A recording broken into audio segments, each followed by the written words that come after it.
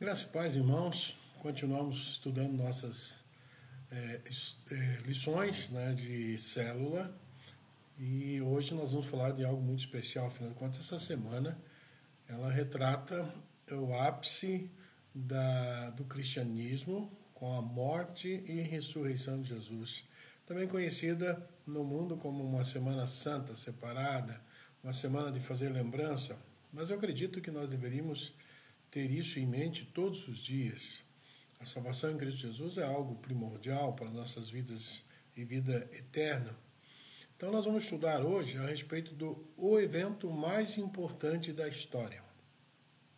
O evento mais importante da história é o título. Eu espero que você possa aprender um pouquinho mais a respeito do que significa a Páscoa em si, bem como a morte e ressurreição de Jesus e a ceia, né? Aquele momento que Jesus deixou como memorial, como algo a nos fazer lembrar do grande amor do Senhor. Então, essa semana celebramos a Páscoa. Embora seja um evento tão banalizado e tão distorcido na cultura ao nosso redor, a Páscoa é o evento mais importante da história. Foi na Páscoa que o Filho de Deus morreu na cruz e liberou o perdão para os pecados da humanidade. E foi na Páscoa que o véu foi rasgado de alto a baixo, restabelecendo a comunhão com Deus. Então, são detalhes importantíssimos, né, sobre a Páscoa. A Páscoa não tem nada a ver com chocolate, ovos ou coelhos. A Páscoa é o ápice do amor de Deus manifestado pelas pessoas. E é o maior evento da história, pois além de dividir o calendário entre o antes e depois de Cristo, é o único evento capaz de mudar a eternidade de alguém. Mudou dos que creram em Jesus antes dele, estar aqui como um sacrifício vivo, e muda depois conosco que somos posteriores e que aceitamos e compreendemos a salvação em Cristo Jesus. E a pergunta, E a pergunta que eu faço para você é o seguinte: você conhece o verdadeiro sentido da Páscoa? O que você sabe sobre o evento mais importante da história? Faz uma análise, faça a lembrança do que você conhece sobre a Páscoa. Talvez, tanto quanto eu, nós aprendíamos quando criança, pelos nossos familiares, que era o dia de encontrar ovos de Páscoa escondido ou qualquer prática nesse sentido.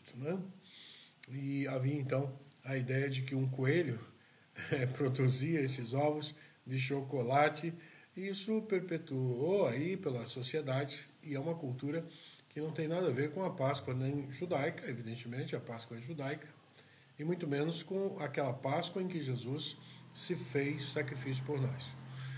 E se você fez isso, se você tem alguma história sobre isso na sua memória, algo que aconteceu a respeito de uma Páscoa na tua vida, algo diferente, e se você quiser contar, conte isso para as pessoas, mostrando que houve algo na tua vida marcante também com relação à Páscoa. Então, a palavra de Deus nos ensina sobre a verdadeira Páscoa. Esse evento é o mais importante da história. Nós vamos ler lá Lucas 22, primeiro de 7 a 13, e depois daremos continuidade nesse texto, mas primeiro nesse bloco de versículos, para que a gente possa dar aqui um espelhamento daquilo que estava acontecendo. Finalmente chegou o dia dos pães sem fermento, no qual devia ser sacrificado o cordeiro pascal. Jesus enviou Pedro e João dizendo: vão preparar a refeição da Páscoa. Onde queres que preparemos? Perguntaram eles. E ele respondeu: ao entrar na cidade, vocês encontrarão um homem carregando um pote de água. Sigam-no até a casa em que ele entrar e digam ao dono da casa: o mestre pergunta, onde é o salão de hóspedes no qual poderei comer a Páscoa com os meus discípulos? Ele lhes mostrará uma ampla sala no andar superior, toda mobiliada, e façam ali os preparativos. Lucas 22, 7 a 13. Então o Evangelho de Lucas conta como foi a celebração da Páscoa de Jesus com os seus discípulos. O texto mostra a expectativa deles a respeito daquela festa tão importante do calendário judaico e como se deram os preparativos.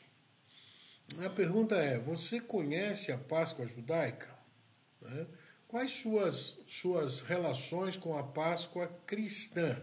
Então, nós temos aí, no momento da Páscoa, dois significados. O que ocorreu com os judeus, lá na saída do Egito, e o que acontece conosco hoje, a Páscoa para o cristão, que aconteceu na Páscoa, ali onde Jesus instituiu, né, a ceia como memorial para que até hoje as pessoas lembrem do seu amor e sua entrega por nós.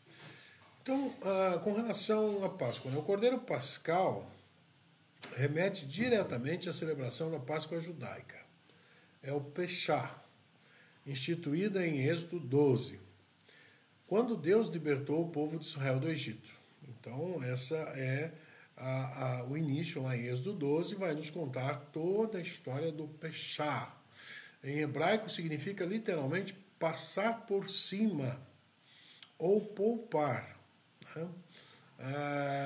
Os hebreus sacrificaram o Cordeiro Pascal pela primeira vez cerca de 1400 a 1200 anos antes de Cristo. E naquela ocasião Deus passou por cima das casas dos israelitas, marcadas com sangue nos umbrais, poupando os primogênitos da praga que atingiu o Egito. Então a Páscoa judaica, descrita em Êxodo 12, foi a refeição que Jesus comeu com seus discípulos. E essa refeição foi composta por 3 elementos principais. Então havia ali em Êxodo 12, Deus dá a coordenada de como deveria ser aquela refeição noturna, uma ceia, né, e o preparativo para a saída daquele povo, né, do Egito. Então, o primeiro elemento exigido está lá em Êxodo 12, de 3 a 5, e o versículo 8 também vai tratar, que é o cordeiro sem defeito. Representa, o cordeiro é o animal, o filhote, né, o animal mais novo das ovelhas. E ele era exigido, então, por Deus que ele fosse sem defeito. Né? E representa a substituição, pois um animal inocente morreu no lugar de cada família israelita e o sangue deste cordeiro foi usado nos umbrais das portas como sinal de proteção. Então eles mataram o cordeiro, tiraram o sangue dele ali, né? Imolaram, tiraram o sangue e passaram nos umbrais da porta, e aquele sangue onde estava, evidentemente o anjo passou por cima, então o Peshá, e poupou a vida dos primogênitos da casa dos hebreus. Então é muito bom lembrar que a ordem foi dada para que o povo hebreu confiasse no que Deus faria e eles então fossem protegidos. Aquele sangue nos umbrais evidenciou uma casa de pessoas de fé e respeitadores da palavra e da ordem de Deus. O segundo elemento que nós encontramos também em Êxodo 12, versículo 8 e do 15 ao 20 é os pães sem fermento. Simbolizam a pureza e a essência do pecado. Né? Simbolizam a pureza e a ausência do pecado. Né? O fermento é visto como símbolo de corrupção. Representam também a pressa da saída do Egito, pois não houve tempo para o pão fermentar. Né? Então, o fermento, Jesus fala sobre os fermentos também dos fariseus, ou seja, é um produto que ele cresce a massa, né? Ele leveda a massa, e aí o pão então se torna aquele amplo. Sem ele, o pão fica mirrado, mas fica firme, fica dentro do seu um produto, né, mais natural sem o fermento. Então, o símbolo do fermento como a corrupção é porque às vezes a corrupção começa com uma ou duas pessoas e ela se alastra e pode atingir uma sociedade como um todo. Pode se tornar até mesmo uma cultura. Então, o pecado é uma cultura também. Lamentavelmente, as pessoas que se deixam levar pelo fermento do pecado acabam pecando também. Então, era o pão sem fermento, era o segundo elemento. E o terceiro elemento eram ervas amargas, lá no Êxodo 12, 8, que lembram a amargura da escravidão no Egito. Né? Aqueles 400 e poucos anos em que o povo ficou preso, escravo, no Egito. também lembro e convido, né, a lembrar da memória, da dor e do sofrimento antes da libertação. Né? Quando os discípulos de Jesus prepararam a refeição pascal, foram esses alimentos que estavam sobre a mesa. E foram esses alimentos, né, que simbolizaram o que viria a ser, né, o que tinha em mente quando sentaram junto para a mesa da ceia. Então, os discípulos, eles levaram, né, todos esses elementos, porque a Páscoa judaica ela não se torna completa se ela não tiver o cordeiro sem defeito, os pães sem fermento e as ervas amargas. Até hoje, há quem pratica, né, fielmente ao texto lá de Êxodo 12, a Páscoa nesse sentido. E a pergunta é, qual desses alimentos era o mais importante na Páscoa judaica? Né? Qual era o alimento central daquela refeição? Nós entendemos pela exposição bíblica e que o cordeiro, como ele serviu também do seu sangue, serviu de proteção para a família, entende-se que ele foi o elemento principal daquela refeição. Né? E essa deve ser a nossa concepção hoje, voltando-se para Cristo e vendo que ele também é o Cordeiro Pascal e que com ele nós somos salvos. Então, há mais de 2000 anos, né, ou há mais de 1000 anos, Deus havia instituído aquela celebração, 1200, 1400 anos antes, e que devia ser realizado anualmente, era um pedido de Deus, pelos israelitas. Era para o povo de Israel. Ele não pediu para os gentios, pediu para o povo de Israel. Lembrando que foram escravos no Egito e festejando como Deus libertou poderosamente. Então a Páscoa judaica ela tem um significado específico para o povo judeu, para nós tem também a demonstração do grande poder de Deus diante das 10 pragas e tudo aquilo que aconteceu ali entre Moisés e Faraó e o povo egípcio. Mas era uma ordem para eles, né? E durante séculos, né, eles celebraram aquela ceia e não faltava nada dos 3 elementos. Então essa refeição pascual, na verdade, era um ato profético acerca do maior amor de Deus na história. E nós vamos ver, né, a continuidade então desse relato que nós já iniciamos lá em Lucas 22, de 7 a 13. Agora nós veremos a continuidade que é do 14 ao 20, aonde tem a seguinte mensagem. Eles, os discípulos, né, saíram ao encontro e encontraram tudo o que Jesus tinha dito. Então prepararam a Páscoa. Quando chegou a hora, Jesus e seus apóstolos reclinaram-se à mesa e disse-lhes, desejei ansiosamente comer essa Páscoa com vocês antes de sofrer. Pois eu lhes digo, não comerei dela novamente, até que se cumpra no reino de Deus. Recebendo um cálice, ele deu graças e disse, tomai, isso partilhem uns com os outros, pois eu lhes digo que não beberei outra vez do fruto da videira até que venha o reino de Deus. Tomando o pão, deu graça, partiu e deu aos discípulos, dizendo, este é meu corpo, que é dado por vós, fazer isso em favor de vocês, fazer isso em memória de mim. E da mesma forma, depois da ceia, tomou o cálice, dizendo, esse cálice é a nova aliança do meu sangue, derramado em favor de vocês. Lucas 22, 14 a 20. Então, comentamos, né, acima que o Cordeiro Pascal era o elemento mais importante daquela celebração. Era o prato principal, o elemento de destaque. Entretanto, quando os apóstolos relatam a experiência da última ceia com Jesus, nenhum deles, nem Mateus, nem Marcos, nem Lucas e nem João, cita o Cordeiro. A pergunta é, no relato dos evangelhos sobre a última Páscoa de Jesus, quais são os 2 alimentos mencionados? Por que o cordeiro não é mencionado? Então, os 4 evangelhos mencionam somente 2 alimentos, o pão e o vinho. O cordeiro não foi mencionado, pois ali estava acontecendo um marco, uma profunda transformação. Estava se cumprindo diante dos olhos deles toda a profecia do Antigo Testamento. Então, a partir daquele momento, não seria mais necessário sacrificar anualmente um cordeiro, um animal, pois Jesus realizou o sacrifício perfeito e definitivo. Os discípulos olharam para Jesus e entenderam que aquele animal sobre a mesa era somente um símbolo pois o verdadeiro cordeiro era o Cristo, como João Batista já havia afirmado. Em João 1, Evangelho de João, capítulo 29, diz: Vejam, é o Cordeiro de Deus que tira o pecado do mundo. Quando ele faz referência a Jesus que vinha para João, ali no batismo. Pelo cumprimento dessa vontade, somos, lá em Hebreus 10, de 10 a 14, diz o seguinte: pelo cumprimento dessa vontade, fomos santificados por meio do sacrifício do corpo de Jesus Cristo, oferecido uma vez por todas. Dia após dia, todo sacerdote apresenta-se e exerce os seus deveres religiosos. Repetidamente oferece os mesmos sacrifícios que nunca podem remover os pecados.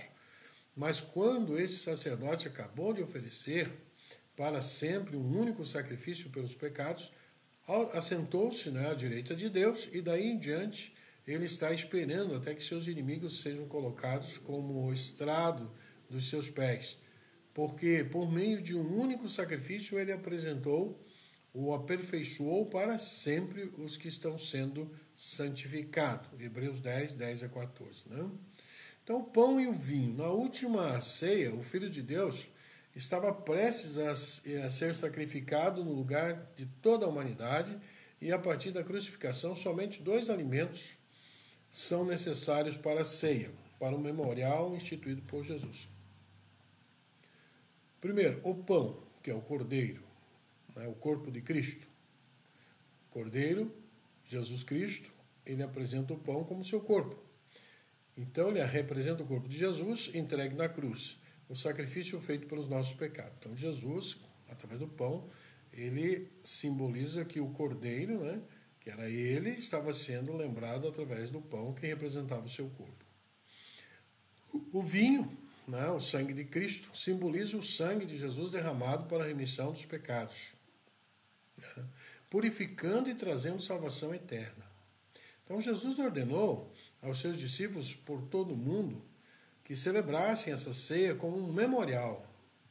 Partilhar o pão é um ato de lembrar e participar espiritualmente da entrega de Jesus.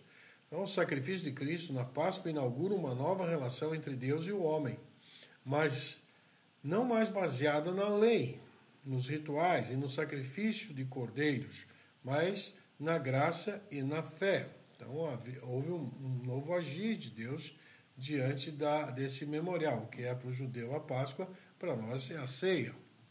Na ceia é uma proclamação, pois anunciamos a morte do Senhor até que ele venha, 1 Coríntios 11, 26.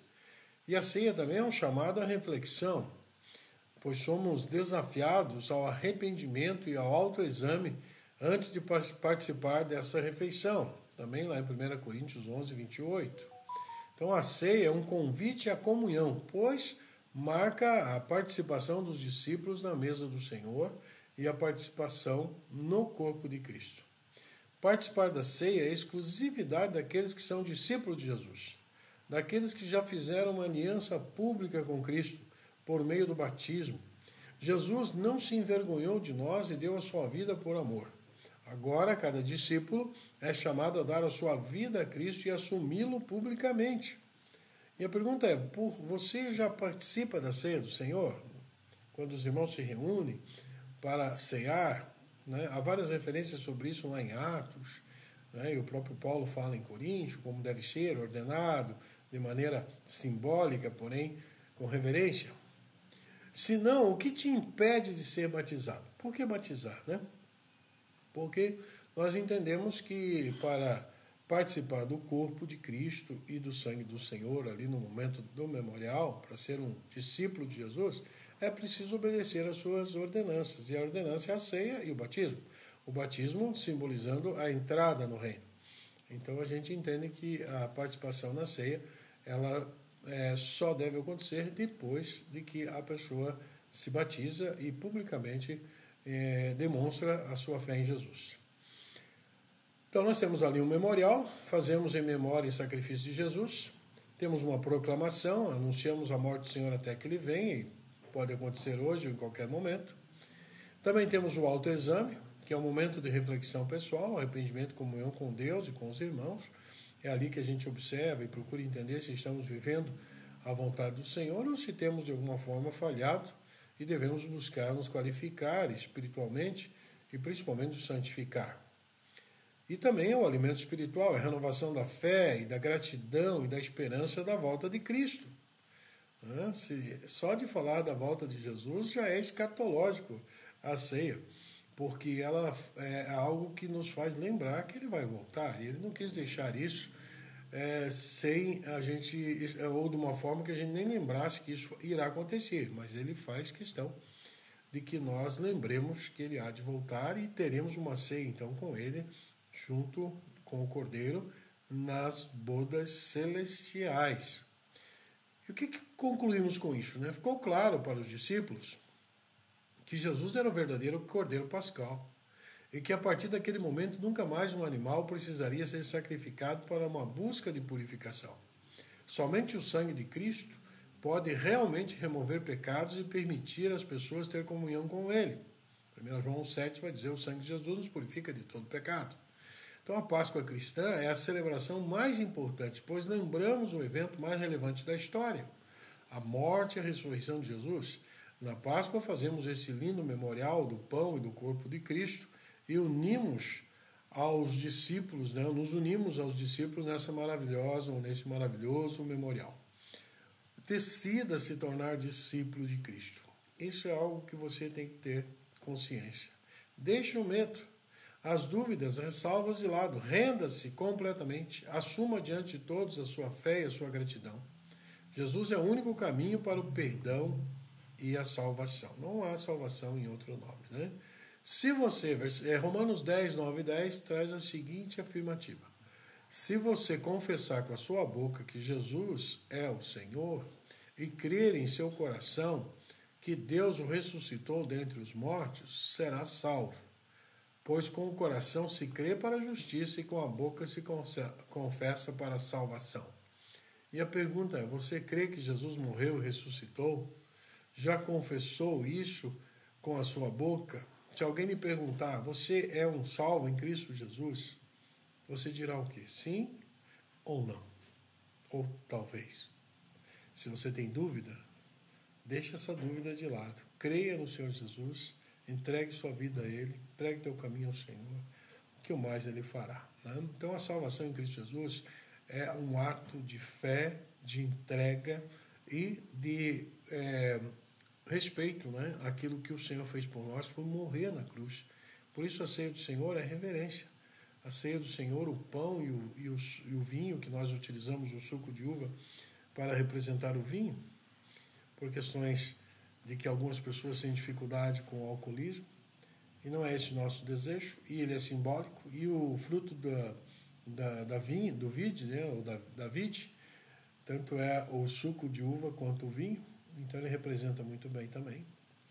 E ali nós lembramos daquele momento crucial, que foi a entrega do Senhor Jesus na cruz, e no momento que ele expirou, às 3 horas da tarde daquela sexta-feira, o véu do templo se rasgou de alto a baixo. E diz a palavra que o soldado, ao ver aquilo, disse: realmente esse era o Filho de Deus. E a partir de então, esse véu rasgado, não mais havia impedimento para que eu e você, ou para qualquer pessoa, chegasse diante de Deus e pudesse falar com o nosso Deus, pedir perdão, entregar nossa vida e buscar nos render completamente na presença do Senhor. Espero que Deus esteja te abençoando na tua vida com esse prêmio da salvação. E quando você participar de uma ceia, quando você participar daquele momento memorial, você possa ter convicção de que foi pago um alto preço para que nós pudéssemos ser salvos. Senhor, abençoa, Pai, cada vida aqui nesse estudo, que participou desse estudo e que participará, que a bênção do Senhor repouse sobre seus corações, mas acima de tudo, Pai, desvenda os olhos espirituais. Como fala lá no Salmos 119, 18. Abre meus olhos para que compreenda as maravilhas da tua lei e que nós possamos ver vidas sendo agora alcançadas ao Senhor Jesus. O tempo está passando e chegando o momento em que haverá um veredito sobre a humanidade, onde esse planeta verá um evento tremendo, que é a volta do Senhor Jesus, para buscar e resgatar os seus, os que se entregaram ao Senhor, mas também para a condenação e juízo aos que deliberadamente não o aceitaram como Senhor e Salvador em suas vidas. Que o Senhor nos abençoe, nos dê a paz e que possamos viver um tempo de graça na Tua presença, reconhecendo que somos salvos, Seus filhos, em nome de Jesus. Amém. Boa Páscoa para você. Deixo aqui um adendo. Não tem problema comer chocolate, desde que você não tenha problemas, né, com o diabetes. Se tiver, tem o zero, né, sem açúcar. Não é problema. Não é problema. Desde que seja feito de maneira responsável, né? Desde que você faça disso apenas uma alimentação paralela. Mas não esqueça que na Páscoa não era chocolate que estava à mesa, não era nenhum tipo de licor, mas era o pão e o vinho representando o corpo e o sangue de Jesus, né? Então, que Deus te abençoe e tenha uma boa Páscoa. Em nome de Jesus. Amém.